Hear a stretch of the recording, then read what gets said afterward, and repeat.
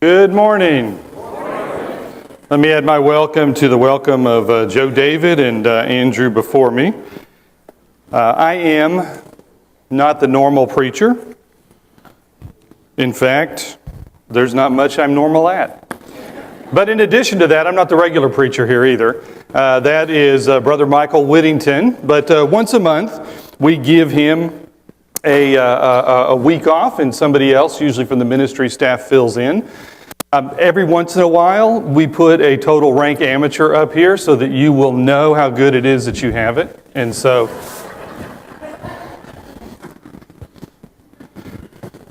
next week, when Brother Whit is back, you will appreciate him even more. I am really excited about being able to talk to you today, and in part because it's kind of a special Sunday for me. I have all of my children here today, and I'm getting to an age where that doesn't happen real often, and so I'm really excited to have all of them here. And I'm especially excited because this will be the first time that my grandson, Micaiah Adventure Rucker, has a chance to hear me preach, so that's pretty exciting. Now, should he get up and leave, I just want you to know that his favorite sermon really has to do with the itsy bitsy spider. And he really likes the part where the sun comes back out and dries up all the rain. I wasn't sure how to work that theologically into my message, and so if he gets too anxious waiting for that part, he may have to go, so we'll see how that goes. There was also a celebrity sighting today. Josh and Lindsay Diggs are back visiting, so we are happy to have them.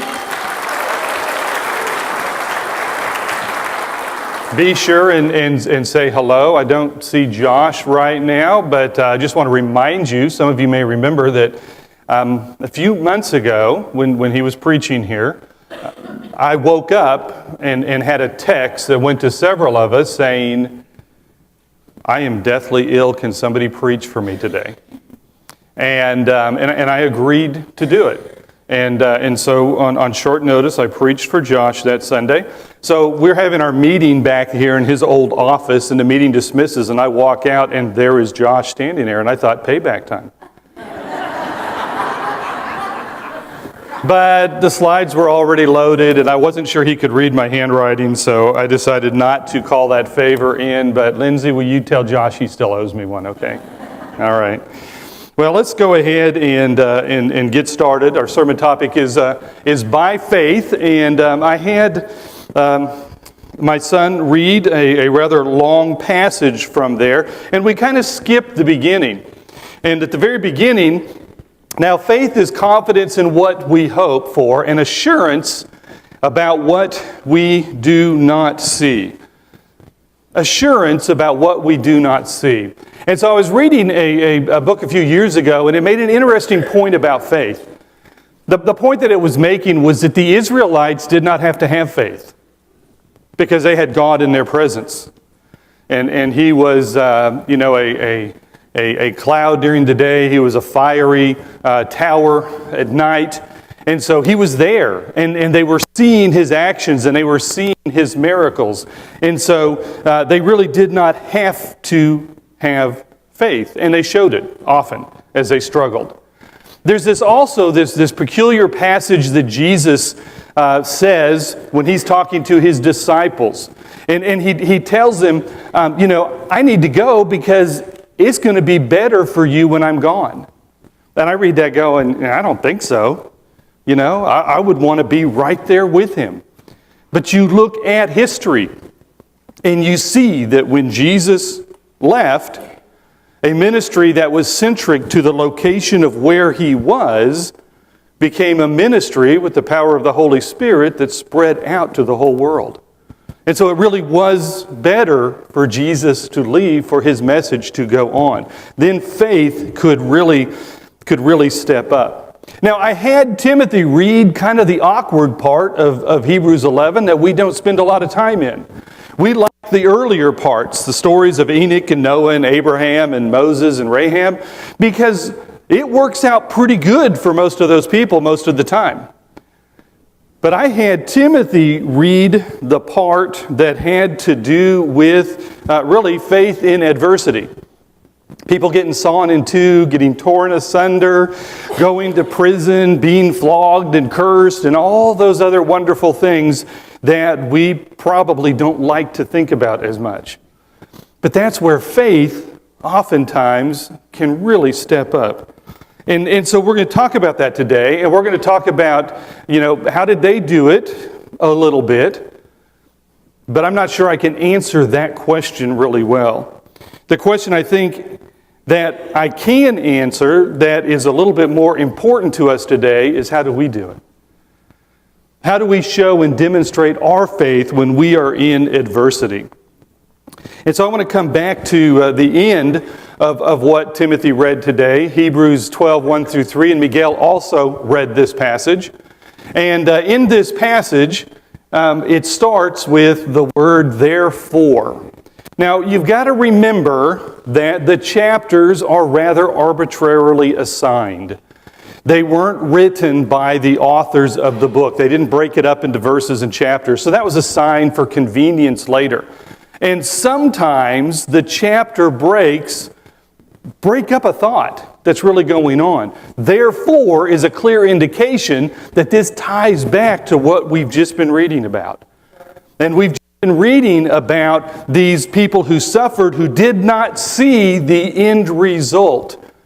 But we get this therefore, and so it's a connected thought. And so as we take a look at this,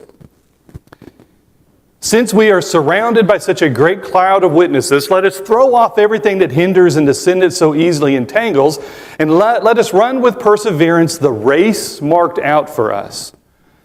So how do we show faith in adversity? One of the things I think is real important is that we have a purpose. It's important to have a purpose. I remember when Angie and I were doing some remodeling work on our kitchen. And we have a bar that goes there, and so we were going to move it. We were going to shift it, and we were going to use that space a little bit differently. And so we had our contractors in, and they said, well, you could do it this way, or you could do it that way, or you could do it this way, or you could. And the more we talked to them, the more confused we became. And they had tape going different places. It could look like this, and it could, there'd be all of this. And so we were at the day meeting with the contractors. If we wanted it done in our time schedule, we had to make a decision that day. And we were, a little bit at a loss. And I looked at Angie and I said, why are we doing this? And Angie was like, oh, panic. He's going to bail on me here. And I was like, no. Why are we doing this? And she said, well, we're doing this because and she listed the 2 or 3 things that our purpose was for doing this. And I said, okay, that means that this is the right setup. It's the one that's going to work best to fulfill that purpose. And she said, yeah. And the contractor said, that makes sense. And we went forward. We needed to remember what our purpose was. What was our intent? And so we have a purpose. In the second verse, it says, fixing our eyes on Jesus, the pioneer and perfecter of faith, for the joy set before him, he endured the cross, scorning its shame, and sat down at the right hand of the throne of God. And so we have a purpose. Well, we also have a focus. We were out driving, going to look at some holiday decorations and such the other night, and we passed this area where Abigail says, oh, I remember I took a driving class there. And she said, there's one thing that I remember from that driving class. What I remember from that driving class is the car goes where your eyes are. And so if you look down, the wheel tends to come with you. You're looking over here, the wheel tends to go with you. If you're looking straight ahead, the car tends to go straight ahead. And she said, that's the one thing that I remember and that has really helped me. And she told us about driving in Haiti and a rock hitting the windshield, but she kept her head straight and kept the car straight, which was in Haiti. She had a motorcycle right on her side. If she had swerved, it would not have been a pretty sight. And so she kept her focus. She kept her eyes where we need to keep our focus on Jesus, fixing our eyes on Jesus. And in the third verse, consider him who endured such opposition from sinners so that you will not grow weary and lose heart. Consider him. Consider Jesus. And so what this is telling us is that we have a champion. We have somebody who's been there and been through all of those things that we may have gone through. We have a champion who has done more than we have done. And so a lot of times it's easier when somebody paves the way. There are a few people, a relatively few people in this world who will go out, who will pave the way, who will set the path, and who will march forward. But once they go, it's easier to follow the path that they have been on. Somebody else has done this. If Joe David can do it, I can do it. Exactly. And so, now Jesus did much, much more than we could ever do, but he has been there, he's done it, he understands, he's paved the way. It makes it easier for us. Now I'm going to shift gears a little bit, and I want to go to a story that is not specifically listed in Hebrews 11, but I think it fits in that passage where Timothy read. One of those unnamed heroes of faith. And so we're going to take a look at 1 Kings 22. And in 1 Kings 22, we have, some players in this story that we're going to be talking about. And the first one, by chance, don't know how this worked out, is Micaiah. Micaiah was a prophet of God. And I'll go ahead and spill the beans a little bit, a little bit of an alert here for giving away the story, but he's the hero. But he's somebody that we do not really know a whole lot about. He was Micaiah, prophet of God, the son of Imlah. And that is mostly what we know about him outside of this story. Now we have Ahab. Ahab was the king of Samaria. In case you don't remember, Ahab was not a very good fellow. And in the words of Scripture, as they describe the kings, he continued to do the evil things that his father did, and he did more. And one of the big evil things that he did is he married a woman named Jezebel. And there's a reason why a lot of us don't name our children Jezebel. She's at the top of the list when it comes to evil. And she influenced him, and she led him into more and more evil. Next we have Jehoshaphat. Boy, with a name like that, he got picked on in school. But Jehoshaphat was the king of Judah. And he was a good king, which makes it kind of bizarre, his place in this story. He was one of those that continued to do the good things that his father did, but did even more good things. Now, he didn't do everything he could do. He left some things out that he should have cleaned up, but he was still considered a good king who continued the good things of his father and did even a few things more. But one of the weird things that he did is decided he needed an alliance with Ahab. And so he married his son to one of her daughters and formed an alliance, a relationship, which will fit into our story in just a minute. We have Zedekiah. He is the leader of the 400 prophets. Again, we don't know a whole lot about him. What we do know about him is that he was big on object lessons. And so you'll understand that more in just a minute. And then we've got to have the bad guys. And so the Arameans will be, I guess, the bad guys in our story. And I will tell you more because I've got to give you a little bit of backstory so you'll understand the story that I'm telling you about. And so Ben-Hadad was the king of Aram. And he decided to go and to fight Ahab. And so he went to invade Ahab and wanted to take over some land. And by the way, the relationship between these countries had not been good for a long time. Ben-Hadad's dad had actually taken some cities from Samaria and other things. And so Ben-Hadad decided to come have this battle. And again, this story has so many strange twists to it. But Ben-Hadad comes and he tells Ahab, I'm going to invade unless you give me all your silver and gold and throw in some wives and children too.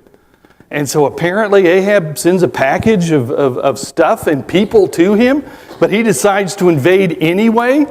And so Ahab's not sure what to do, and God enters the story and says, I'm just going to demonstrate that I really am God. And so he tells Ahab that he's going to win this battle. And again, Ahab, out of character says, okay, God, what should I do? And God gave him instructions, and he followed those instructions. And so they had this battle in the hills, and they defeated Aram, and they ran off. And so, Aram goes, you know what? Ahab must have a strong God of the hills. And so we're going to attack again, but this time we're going to attack him in the valley. And so they gathered up their troops, and they came back. And so again, there's a face-off that lasts about 7 days. And then it's time for battle, and it was a resounding defeat.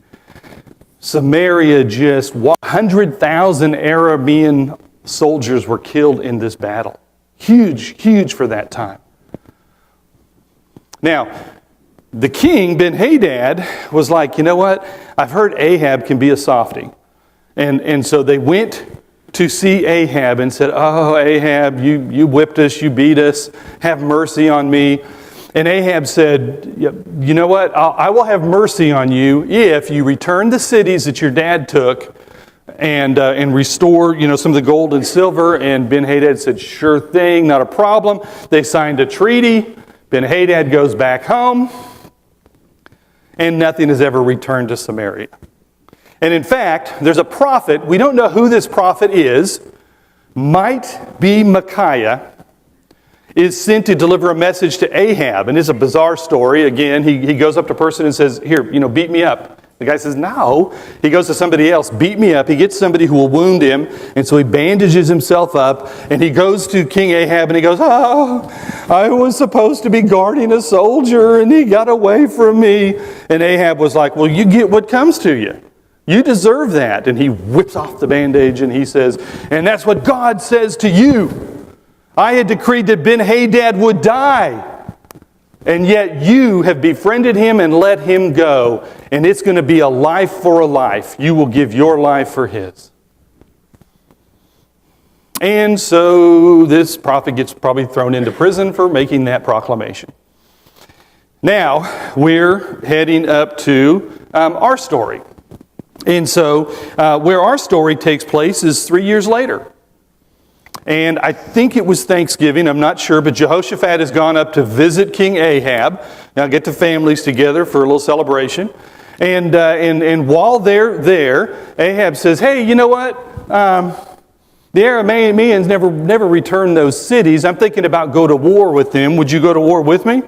And Jehoshaphat says, hey, I am like you. My army is like your army. My horses are like your horses. Sure, it'll be fun, but shouldn't we maybe call upon the Lord and see what he says? And Ahab says, yeah, sure. And so he brings in 400 prophets. Now this is kind of interesting because Ahab's wife Jezebel had this little side hobby. That little side hobby was killing prophets of the Lord. And so there were a lot of them that had been dead. There were a lot of them that had hidden. Actually, one of Ahab's men, Obadiah, you've heard of him. He hid 100 prophets, 50 in 2 different caves, and brought them provisions. And so, but here are 400 prophets. Are they prophets of the Lord? Were they one-time prophets of the Lord? We're not really sure. But what we know now is they come in singing the chorus, you're going to win, you're going to win, you're going to win. And that's exactly what Ahab wants to hear, and so they put on a show and they proclaim that he's going to be victorious. And Jehoshaphat, he goes, that's cool, but is there a prophet of the Lord maybe that we could consult? Ahab says, yeah, there's one, but I hate him. He never says anything good to me. You shouldn't say that if he's a prophet of the Lord. So Ahab says, okay, fine. So they call him and go and get him. Now, I think he was in prison because they seem to know exactly where to find him. They bring him out quickly. He has a handler. He has an escort. And when that escort is taking him, he says, look, the other prophets, without exception, are predicting success for the king. Let your word agree with theirs and speak favorably. But Micaiah said, as surely as the Lord lives, I can tell him only what the Lord tells me. When he arrived, the king asked him, Micaiah, shall we go to war against Ramoth-Gilead or not? Attack and be victorious, for the Lord will give it into the king's hand. The king said to him, how many times must I make you swear to tell me nothing but the truth in the name of the Lord? And so Micaiah was mocking him, and he was mocking the other prophets. And interestingly enough, he has told Ahab the truth, and Ahab hates it, so now Ahab scolds him for not telling him the truth. Anyway. Then Micaiah answered, I saw all Israel scattered on the hills like sheep without a shepherd, and the Lord said, these people have no master, let each one go home in peace.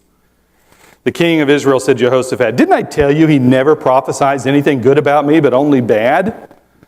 Now, Micaiah continues, and I want you to think about something. As he continues, it's a scene reminiscent of Ezekiel. It's reminiscent of John when he's doing his revelation. It's reminiscent of Stephen right before he's stoned. He says, therefore, hear the word of the Lord. I saw the Lord sitting on his throne with all the multitudes of heaven standing around him on his right and on his left. One of those powerful passages where someone has looked up into heaven and it has opened up and they have seen the throne room. And the Lord said, who will entice Ahab into attacking Ramoth-Gilead and going to his death there? One suggested this and another that, and finally a spirit came forward, stood before the Lord, and said, I will entice him. By what means? The Lord asked. I will go out and be a deceiving spirit in the mouths of all his prophets, he said. You will succeed in enticing him, said the Lord. Go and do it. So now the Lord has put a deceiving spirit in the mouths of all these prophets of yours. The Lord has decreed disaster for you. Then Zedekiah, son of Kenaiah, who went up and slapped Micaiah in the face. Which way did the Spirit from the Lord go when he went from me to speak to you, he asked. Micaiah replied, you will find out on the day you go hide in an inner room. I forgot to tell you, I told you that Zedekiah liked object lessons. He had a couple of iron horns he had made, and he was dancing around in front of the king going, you will gore them like this, you will gore them like this. You will be so victorious, you will gore them like this. And so when Micaiah comes up with the alternative interpretation, Zedekiah slaps him. And this ominous line, you will find out on the day you go to hide in an inner room. And so Ahab is frustrated, and he sends Micaiah back to prison and says he gets nothing but bread or water until I come back. And Micaiah says, if I come back, it will prove that I am not from the Lord. But all of you bear witness to this. He ain't coming back. So Micaiah is carted off to prison. And so now we're getting ready for the battle. And again, this is a bizarre story, okay? Because here's Ahab's great idea. Hey, Jehoshaphat, I'm going to go into battle in disguise so nobody knows who I really am, but I want you to wear the royal robes and lead us into battle. What do you say? And Jehoshaphat says, sounds like a good idea to me. I mean, I don't know what he was thinking, but he agreed to it. And so he dresses in his royal robes. Ahab is disguised. They go into battle. Now the king of Aram had said, look, there's only one target here. You go after the king. You go after Ahab. That's who I want. And so they go into battle. There's Jehoshaphat in his royal robes on the chariot, and they all turn and start to attack. And he goes, whoa, whoa, whoa, whoa. Hey, I'm not really who you think I am. I'm not Ahab. And they figure out he's not Ahab, and they leave him alone. But one archer, just at random, pulls his bowstring, sends an arrow flying, and it hits Ahab. And Ahab says, I am wounded, get me out of here. And he lays in his chariot, bleeding to death. And late in the battle, late in the evening, the word comes out that he is dying. And the word goes out, every man is on his own, go back to your home. And just as Micaiah prophesied, like sheep without a leader, everybody went back home. And Ahab dies, and the life for the life that was promised is delivered at that point. So, we end up with a couple of questions. Here are the big questions for me. What happened to Micaiah? We don't know. Does he stay in prison, eating bread and water until he dies? Do they realize he's from the Lord and release him? We never hear any more about Micaiah, and so we do not know what happens to him. This one is one I'd be interested in. What happened to Zedekiah? And I don't know for sure because that story's not told. I assume that at some point he felt it necessary to go hide in an inner room of his house, and he met his demise. I'm pretty sure Micaiah was right about that one. But we don't know. We don't know for sure. So these two will be on my list of questions when I go meet the big guy, and we'll see if we can get an answer. But what do we know about Micaiah? What we know about Micaiah is that he spoke the truth and he was brave when he was opposed. He was outnumbered 400 to 1. And all he could do was speak the truth. And he didn't back down. And he was told as he was going there, look, this is what everybody else is saying. Why don't you just go along to get along? And he spoke the truth. Why? He spoke the truth because he only listened to God. He didn't listen to the advice of the person. And you know what? It could have gone better for him. He could have been released from prison. He might have been able to go back to his home and live a comfortable life. But he only listened to God. That is where his focus was. And we also know that he was obedient and he persevered without seeing the fruit of his labor. Doing God's will got him put in prison. And we do not know if he was ever released. We do not know. Ahab's son may have said, you're the one who spoke evil to my father. I don't want you around anymore. We don't know. We don't know what happens. But he was still obedient even though he wasn't going to see the fruit of his labor. This fits into that description in Hebrews 11 about these people who were willing to do it even though they didn't see the good news at the end. Because God had something even better that he had not yet revealed to them. This reminds me of another story. We won't go into it deep, but I just want to show you a passage from it.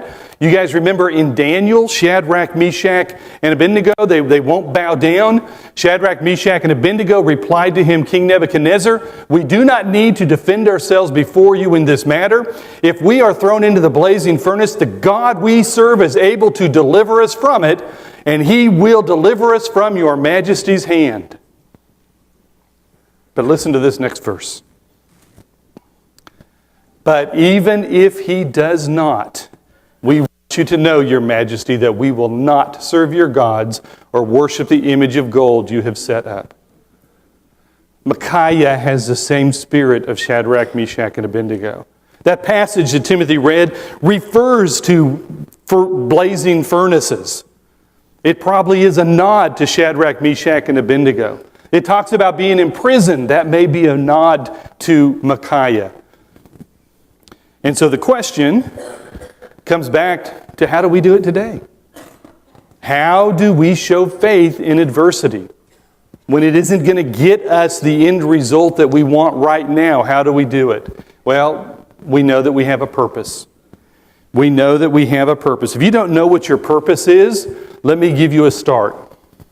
Love the Lord your God with all your heart, soul, mind, and strength, and love your neighbor as yourself. Everything else rests on that. That's your purpose.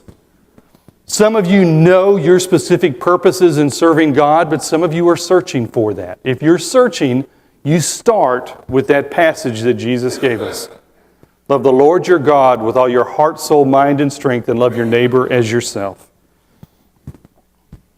We know that we have a focus. Who is our focus? Okay, one more time. Who is our focus? Jesus, that's right. Jesus is our focus. Keep our eyes on Him, the author and perfecter of our faith. We're supposed to look more and more like Jesus all the time. How do we do that? We focus on Him and we keep moving in that direction. Are we like Him today? No. Some more than others, but I'm not. My challenge is to keep my eyes on Him so I will look more and more like Him as I get closer and closer to what God has called me to be. And then finally, know that we have a champion.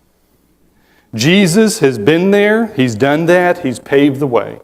He showed us how to live. He showed us how to love. He showed us how to care for others. He has showed us how to stand up to people when they slap, when they spit, when they nail you to a cross. He has shown us how we should respond to that. Let's take a look at this passage one more time. Therefore, since we are surrounded by such a great cloud of witnesses, let us throw off everything that hinders and the sin that so easily entangles.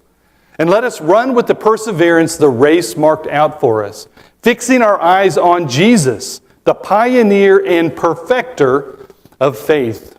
For the joy set before Him, He endured the cross, scorning its shame, and sat down at the right hand of the throne of God.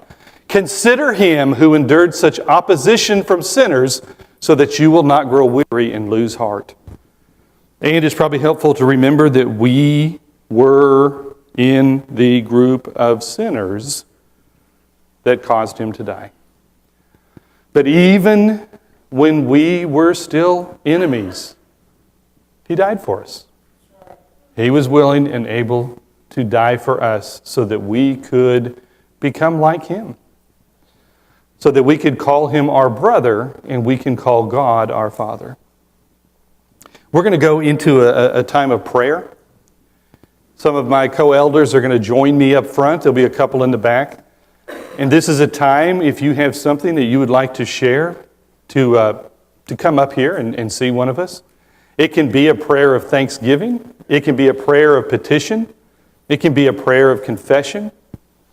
If you've got a good friend here that you would like to go pray with, walk over to them and pray with them. If you know they need it, or if you know they understand what you're going through, go to them. This prayer time doesn't have to be just up front. This prayer time could be with whoever you're comfortable praying with.